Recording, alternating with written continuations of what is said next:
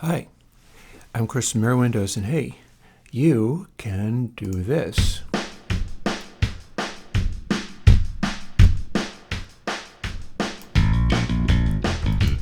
Because this is Airwindows Baxandall3.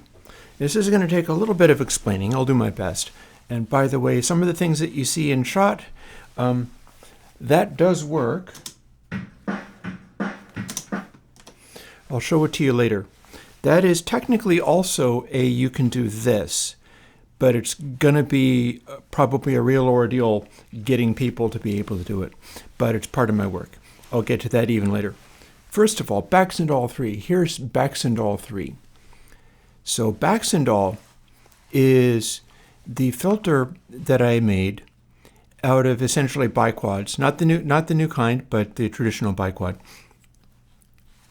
where it runs a treble and a bass, and it's supposed to have a very gentle roll-off and operate in such a way that it's a very natural way of doing tone controls.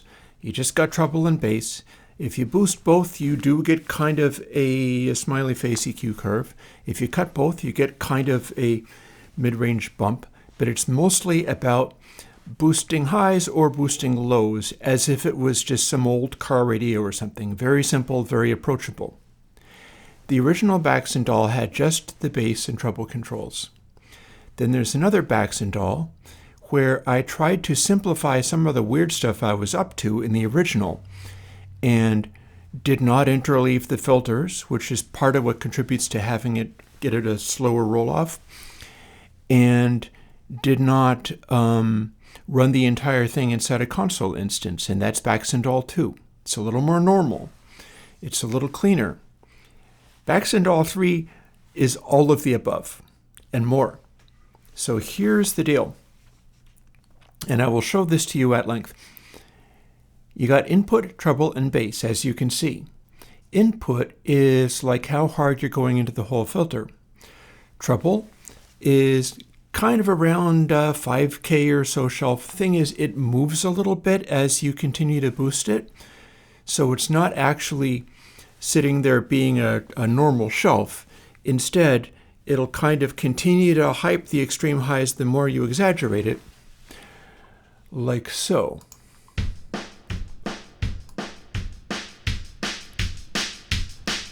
Or cut them more.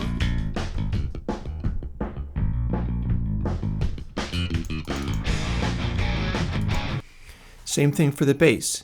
The bass will have the frequency tend to drop as you continue to hype it, meaning that what it's going to do is bring in more and more extreme depth as you push it, like this. There's something else to show you, but let's show you this first. Boost.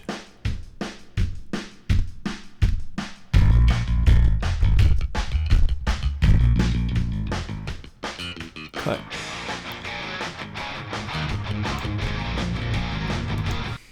Now you might have noticed it did a distortion thing in there. So here's the catch, and people who've been following Airwindows, you'll realize what a big of a deal this is and why it's an interesting twist. One that was experimented with around Console 7, in fact. These gain controls, not to say the frequency adjustments that are also in play there, but those gain controls are happening inside the console calculation.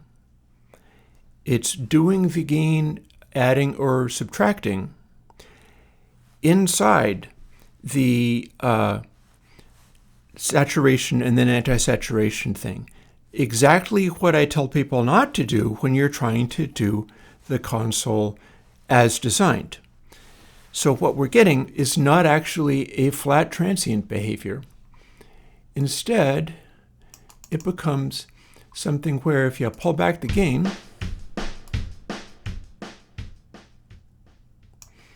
that gives you more range to add or subtract stuff. And we can maybe crank out the super highs and the super bass. Now they're not clipping because they're not going in, but what's happening is the way that it connects to the console algorithm is doing something kind of special. So if you simply cut a frequency inside the console algorithm, which is how this is working, what happens is you do the full encode, and then you're not doing the decode at the same volume. So as you cut, you will tend to make stuff be more saturated. Here, I can put all of this back to, Reaper lets you double click to put things back to 0.5. Listen to what's happening with the treble, or I could do it with the bass as well, that might work. As I cut, it's not only bringing down the amplitude a tiny bit, but it's also making it become a tiny bit more saturated as I do. And we'll let it kick in with this. Then I start cutting the extreme lows.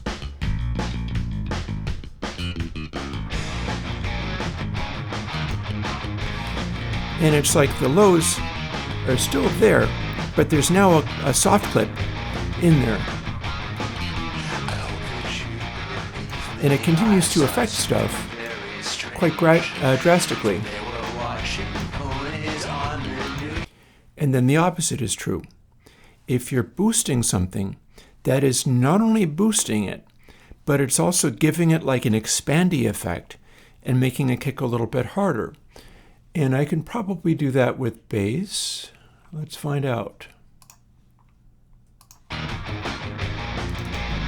So here's bass.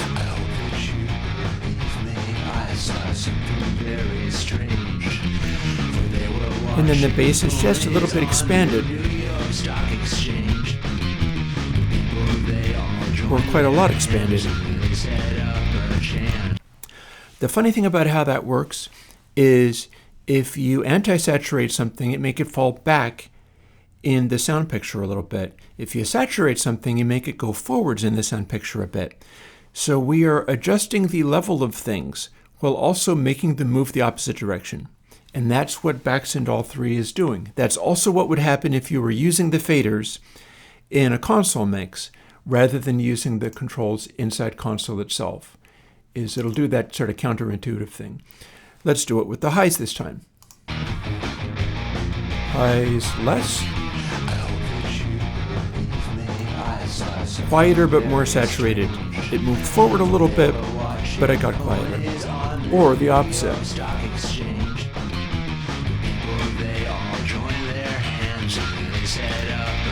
Louder, but more expanded. So it doesn't seem to come forward, but the brightness came up.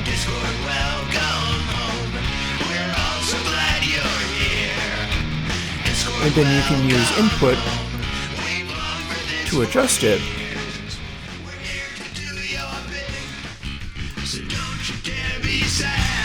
And just kind of balance things in that way. And again, the blank. My little speaker there. So Baxandall3 is a neat little toy, especially if you've been following Airwindows and paying attention to the stuff that I've made like console and the rules around how that stuff normally works. This is a weird little prank to be playing because this is a vibeable sort of groovy cue where you can slam on a bunch of highs, a bunch of lows here. I will do that right now, in fact. Lots of highs, no highs, lots of lows, less lows. You can hear the whole shape of the tone change. A little woman tinkle. Pad to cover it. Excuse me. Mid-range. And then the mid-rangey sound again. Exaggerated even more.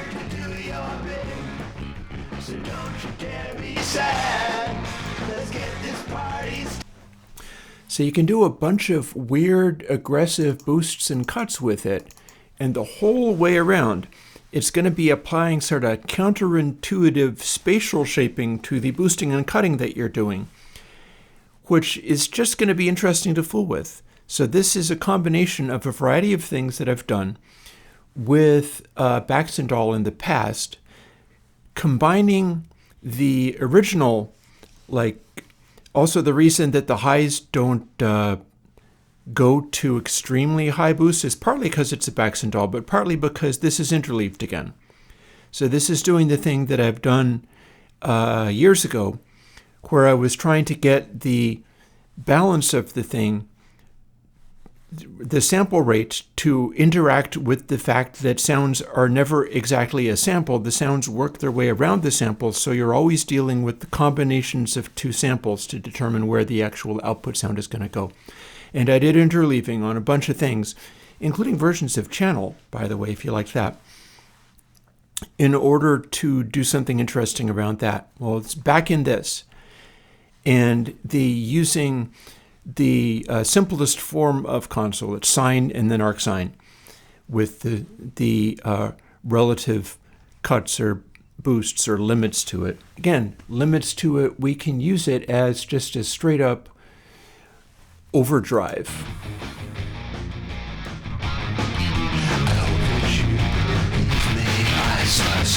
Very strange. They were watching police on the New York Stock Exchange. They all joined their hands and set up a chant. And Discord was right through the screen like horror from Japan. And they sang Discord welcome. And all of the controls go to 0 rather than just going to some this dB no longer makes any sense here. We're doing such weird things with it. And that'll do for showing off Baxandall, I would say. But yeah, this is for you to play with.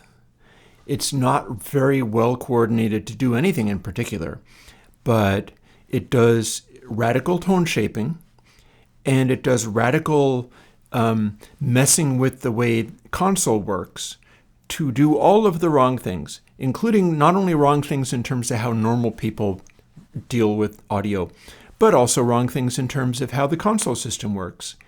And consider it just a toy. You should be able to get interesting sounds out of it.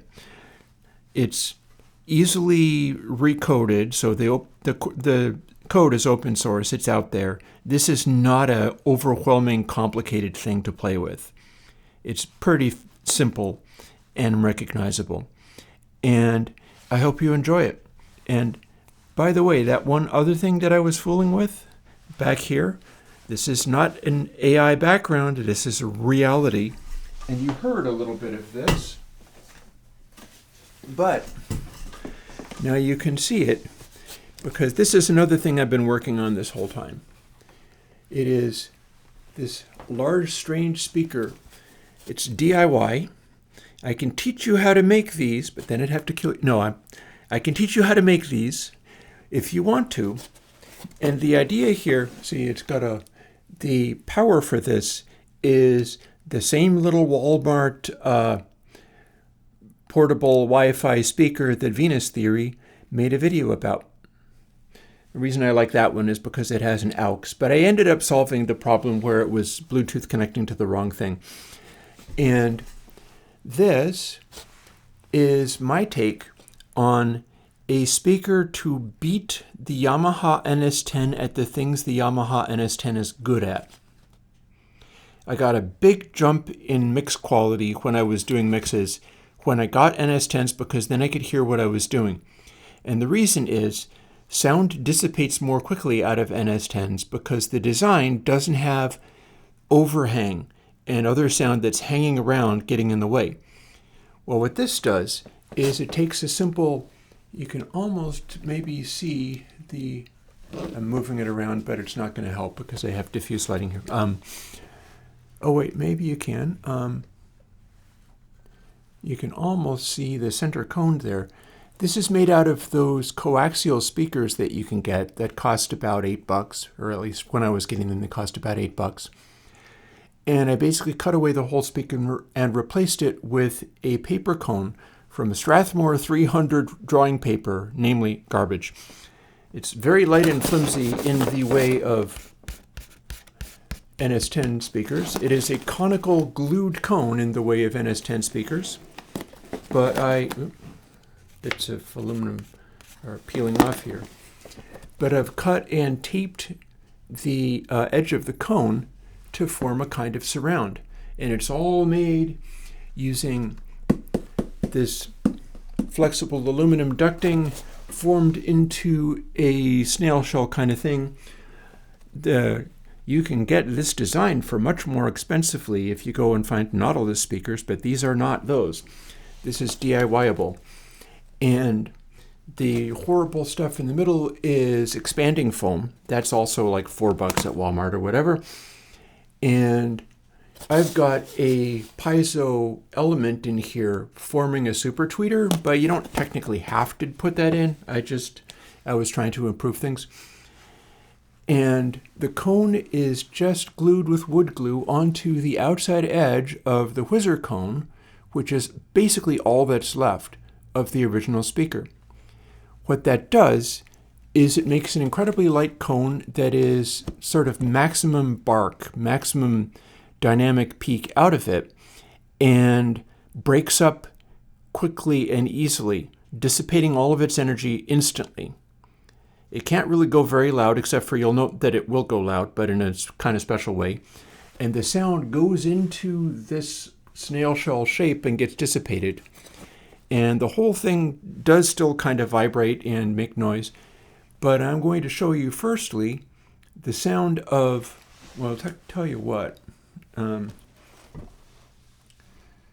Quick moment of playing this track.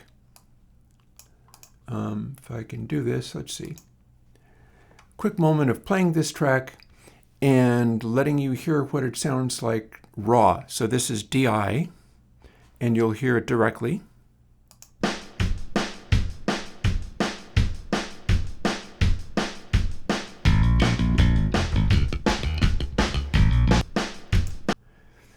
So here, the thing about that is, now I play it through the speaker, which is meant to be like a Yamaha NS10 beater for the things that the NS10 is good. So the question becomes, can you hear the elements of this mix correctly in a way that's useful? No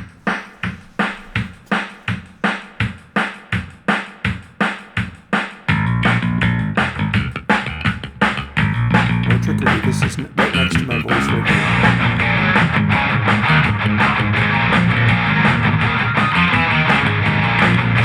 About it, dynamics jump out here. I hope that you believe me. I saw something very strange.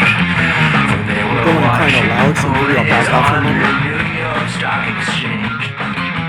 People, they all joined their hands and they set up a chant. And Discord oozed right through the screen like horror from Japan. And they sang Discord, welcome home. And I'll turn it around. So now it's pointing into the room, or into the hallway. So don't you dare be sad. Let's get this party started, 'cause there's chaos to be had.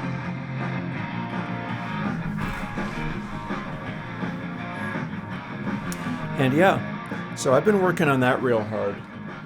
This is the first you've heard it.